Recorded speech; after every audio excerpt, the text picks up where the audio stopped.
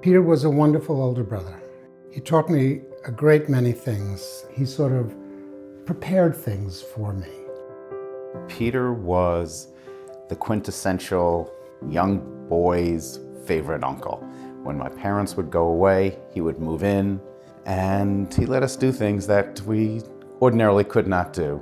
He let us watch television. He let us sit in the front seat of his Porsche.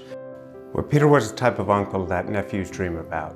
He would show up on random Sundays to hang out, to play. What I learned from him is Menschlichkeit. Peter was par excellence a Mensch. And that was exemplified in how he treated people. Everyone was important to him. He was thoughtful. He treated us all with high regard. People weren't invisible to him. Whether it was a doorman, an elevator man, he knew everyone's name, he knew their family. Whenever someone did something around him, he always made sure to say thank you in the right way. He didn't judge people. He didn't talk gossip about people. He always made me smile when I met him.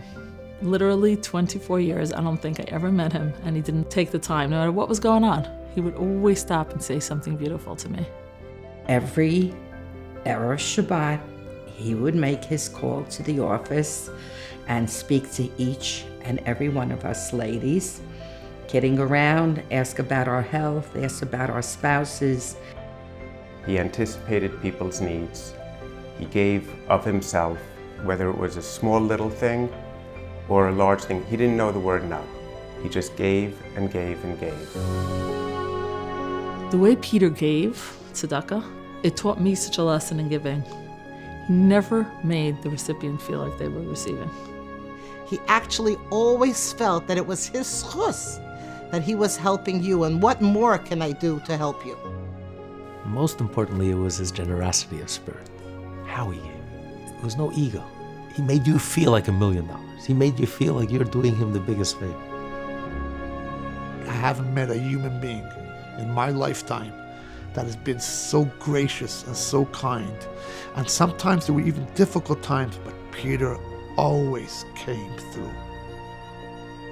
He was committed to accomplishing great deeds on behalf of the Jewish people, but in a quiet, modest style.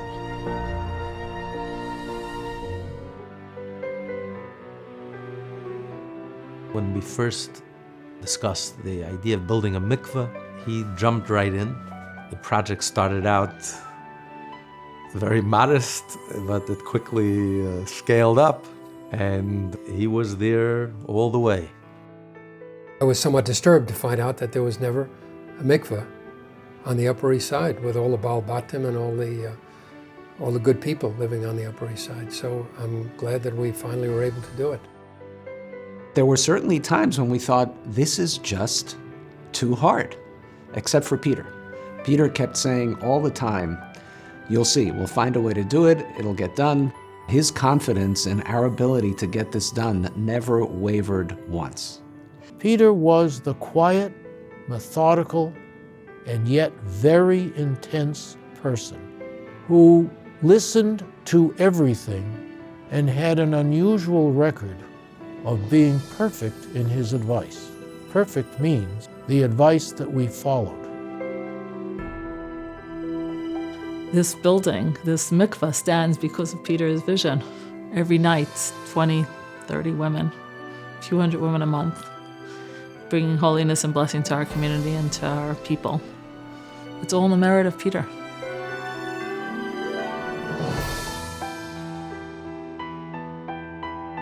There's something else that I learned from my brother Peter, and that is the significance of shalom bayis. He was an Ohev Shalom and Rodef Shalom in many respects. If he was anything in his power to make peace, to make somebody more comfortable, he did it. If someone wronged him, he never held a grudge. He couldn't understand it. He would say, life's too short.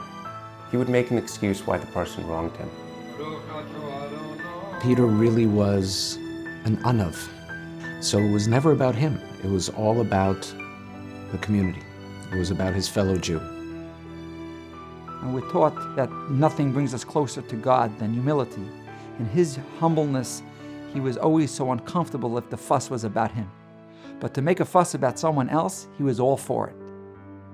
He was a good example as to how someone who believes in Hashem should act. He was a role model for many, certainly for me, on how to live your life, how to get involved, how to give of yourself. So many people looked at him in a fatherly way. He helped so many people, both family and non-family. And to leave a legacy like that, a Shem Tov of such mammoth proportions, is an amazing concept. I considered Peter like a member of my family. I have tremendous love for him and Jody, and he will always live in our hearts.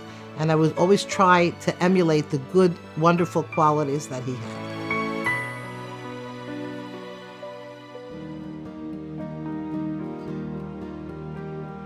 Chabad of the Upper East Side would never have happened without Peter Schwalbe. We have a shul, a kollel, a preschool, a day camp, and a mikveh. And it was a great honor for our family to create the mikveh. It really was incredible that for decades that there wasn't a mikveh on the Upper East Side. And now it's use of mikveh is booming. The understanding of Taras HaMishpacha has grown exponentially. But it took the Jacques and Hannah Schwalbe mikveh on the Upper East Side to create that breakthrough.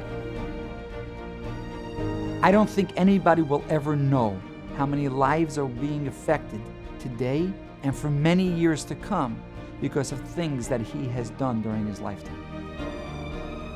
He touched so many lives, so many, many lives. That was the specialness of my brother. That was Peter. Goodness through and through. A prince. He was royalty. He was truly, truly, truly special. We just thank the Eibishter, thank Hashem for sending Peter our way.